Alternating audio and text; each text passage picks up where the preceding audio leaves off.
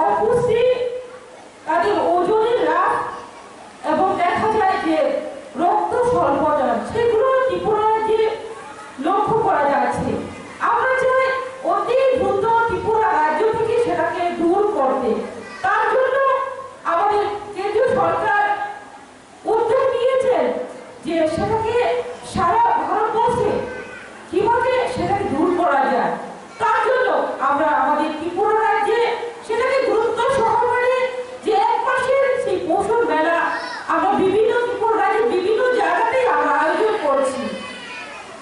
আমি আজকে যারা উপস্থিত হয়েছেন আজকের এই প্রোগ্রামে সবাইকে বলবো যে আমরা শুধুমাত্র আজকের প্রোগ্রামে শুনে গেলাম সেটা নয়, আমাদেরকে জানতে হবে যে আজকে একটা মহিলা যখনই প্রেগনেন্ট হয় সেই তখন থেকে শুরু করে বাচ্চা জন্ম পর্যন্ত যে তাদের কেয়ার করতে হবে, যত্ন করতে হবে।